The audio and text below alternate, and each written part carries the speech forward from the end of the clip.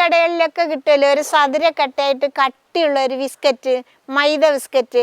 അതെങ്ങനെ നമുക്ക് വീട്ടിൽ സിമ്പിളായിട്ട് ഉണ്ടാക്കാൻ പറ്റുമെന്ന് നോക്കാം.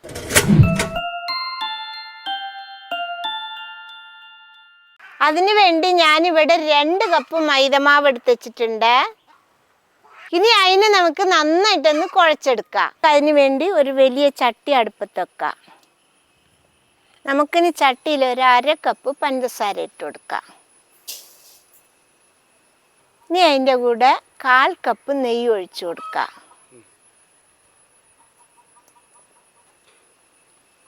ഇനി നമുക്കിതിൽ 1/2 കപ്പ് വെള്ളം ഒഴിച്ചു കൊടുക്കാം. ഇനി നമുക്കിത് നന്നായിട്ട് കത്തിച്ച് നമ്മുടെ പഞ്ചസാരയൊക്കെ ഒന്ന് നന്നായിട്ട് അലിഞ്ഞ് വരട്ടെ. പഞ്ചസാര അലിഞ്ഞ് വന്നാൽ മാത്രം മതി, തിളച്ച് പോകുകയൊന്നും ചെയ്യരുത്. ഇപ്പോൾ നമ്മുടെ പഞ്ചസാര നന്നായിട്ട് അലിഞ്ഞ് വന്നിട്ടുണ്ട്. ഇത് മതി. ഇനി നമുക്കിത് എടുത്തിട്ട് ഒരു പാത്രത്തിലേക്ക് ഒഴിച്ചു കൊടുക്കാം. കുറച്ചൊരു വലിയ പാത്രത്തിലേക്ക് ഒഴിക്കണം കേട്ടോ, ഒരു പരന്ന പാത്രത്തിലേക്ക്. ഇനി നമുക്കിതിലൊരു 1/4 ടീസ്പൂണ് ബേക്കിംഗ് സോഡ ഇട്ട് കൊടുക്കാം. ഒരു നുള്ളു ഉപ്പും കൂടി ഇട്ട് കൊടുക്കാം. പിന്നെ 2-3 ഏലക്ക ചതച്ചത് അതും ഇട്ട് കൊടുക്കാം.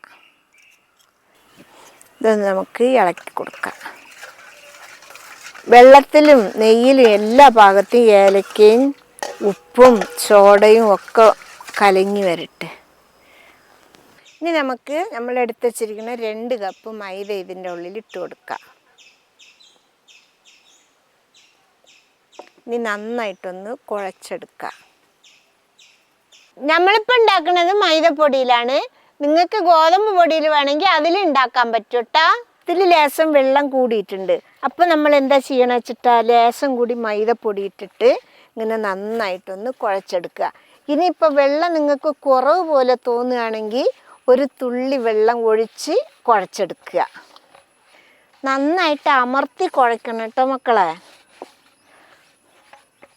ഇതേപോലെ അമർത്തി കുഴക്കണം കേട്ടോ. ഇത് കണ്ടില്ലേ, നന്നായിട്ട് അമർത്തി ഒരു 5-6 മിനിറ്റ് കുഴച്ചെടുത്തിട്ടുണ്ട്. ഇപ്പം നല്ല സോഫ്റ്റായിട്ട് വന്നിട്ടുണ്ട്, കണ്ടില്ലേ. ഇനി നമുക്കിത് മൂടി വെക്കാം. ഈ ഒരു പാത്രം കൊണ്ടാണ് ഞാൻ മൂടി വെക്കുന്നത്. ഇതിനി ഒരു 1/2 മണിക്കൂർ ഇവിടെ ഇരിക്കട്ടെ. ഇതിപ്പോൾ നമ്മൾ വെച്ചിട്ട് 1/2 മണിക്കൂറായിട്ടുണ്ട്. ഇത് കണ്ടില്ലേ, ഒന്നുകൂടി സോഫ്റ്റായി ഇപ്പം. ഇനി നമുക്കിത് എടുത്തിട്ട് ഒരു 2 കഷ്ണമാക്കിയിട്ട് എടുക്കാം.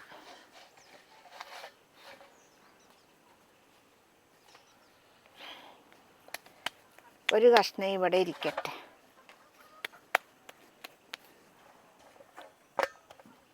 ഇനി നമുക്ക് കുറച്ച് പൊടിയെടുത്ത് ഇവിടെ വെതറി കൊടുക്കാം, ഈ ടേബിളുമ്മ തന്നെ.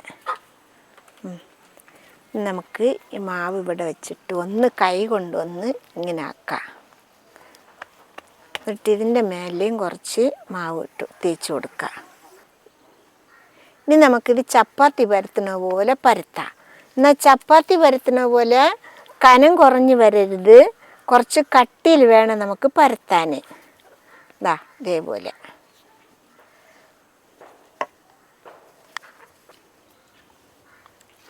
ഇത് കണ്ടില്ലേ, ഞാൻ കുറച്ച് കട്ടിയിൽ പരത്തി വെച്ചിട്ടുണ്ട്.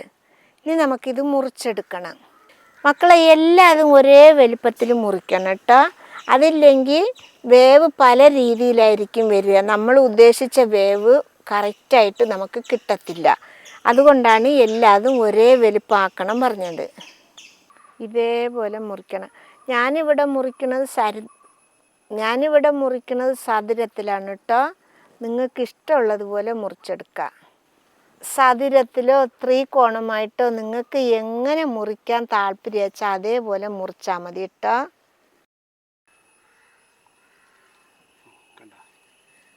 ഇത് കണ്ട, ഇത്രയും വലുപ്പത്തിലാണ് ഞാൻ കഷ്ണാക്കി എടുക്കുന്നത്. ഇനി ഇത് നമ്മൾ പൊരിച്ചെടുക്കുമ്പോൾ വലിയ കഷ്ണങ്ങൾ പോലെ ആയി വരും കേട്ടോ. ഇത് കണ്ടില്ലേ മക്കളെ, ഈ കനത്തിലാണ് ഞാൻ മുറിച്ചിട്ടുള്ളത്, കണ്ട. ഇനി ആ കഷ്ണം നമുക്ക് ഇതേപോലെ മുറിച്ചെടുക്കാം. ഇത് നമുക്കൊരു പാത്രത്തിലേക്ക് പറക്കി വെക്കാം.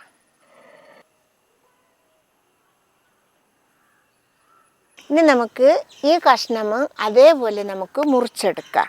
കുറച്ച് പൊടി വെതറിയിട്ട് അതിൻ്റെ മേലെ ഇത് വെച്ചിട്ട് കൈ കൊണ്ടൊന്ന് ഇങ്ങനെ വെച്ച് കൈ കൊണ്ടൊന്ന് ആദ്യം നമുക്ക് പരത്തി കൊടുക്കാം. ഇനി നമുക്ക് കുറച്ച് പൊടി വിതറി കൊടുക്കാം. ഇനി നമുക്ക് അതേപോലെ ഒന്ന് പരത്തിയെടുക്കാം. ഇനി നമുക്കിതിൽ കുറച്ച് മൈദപ്പൊടി ഇങ്ങനെ വിതറി കൊടുക്കാം. എന്നിട്ട് നമുക്ക് അതിൻ്റെ കൂട്ടത്തിൽ തന്നെ പെറുക്കിയിട്ട് കൊടുക്കാം കേട്ടോ. എന്താ മൈദപ്പൊടി ഇടുന്നത് ഒട്ടിപ്പിടിക്കാതെ ഇരിക്കാനാണ്. ഇളക്കം നോക്കണം കേട്ടോ മക്കളെ. ഇനി നമുക്ക് അതിൻ്റെ കൂട്ടത്തിൽ ഇതും വാരിയിട്ട് കൊടുക്കാം.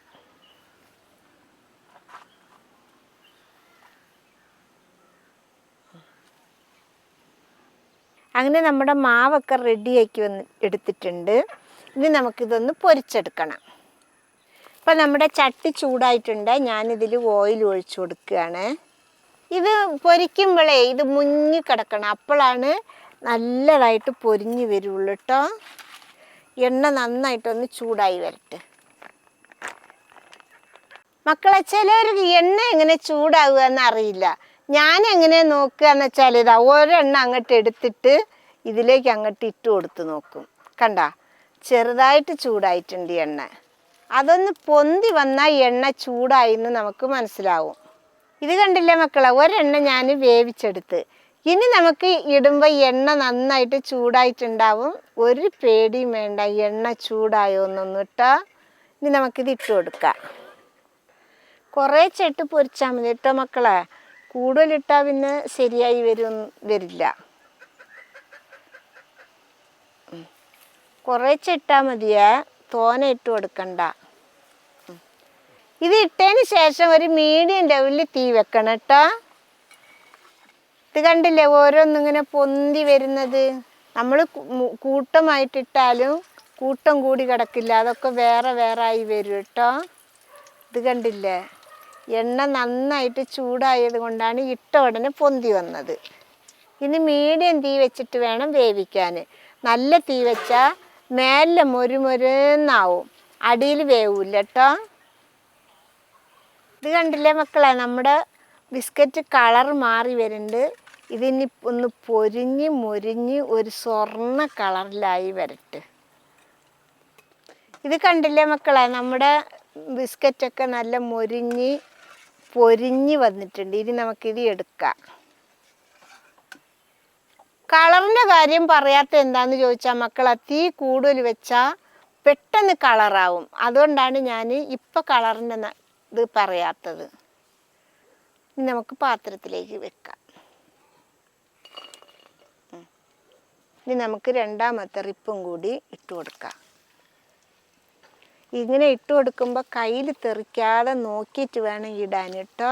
ഇനിയിപ്പോൾ കൈ തെറിക്കുകയാണെങ്കിൽ ഇതേപോലെ ചട്ടകം ഇട്ട് ഇങ്ങനെ കോരിയിട്ട് കൊടുത്താൽ മതി. കണ്ടില്ലേ,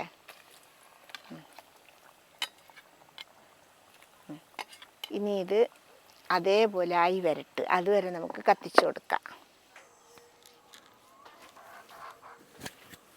അങ്ങനെ മക്കളെ, നമ്മളെ എല്ലാ ബിസ്ക്കറ്റും വേവിച്ച് പൊരിച്ചെടുത്തിട്ടുണ്ട് കേട്ടോ.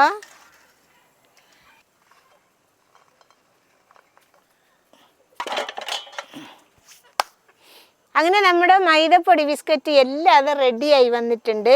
നമുക്കിനി ഇത് ഒരെണ്ണം എടുത്ത് കഴിച്ചു നോക്കാം. ഇത് എല്ലാം നല്ല കറുമുറ ഉണ്ടാവും കേട്ടോ. കഴിച്ചു നോക്കാം. നല്ല സൂപ്പർ കേട്ടോ. എന്താ കഴിച്ചു നോക്കിയേ.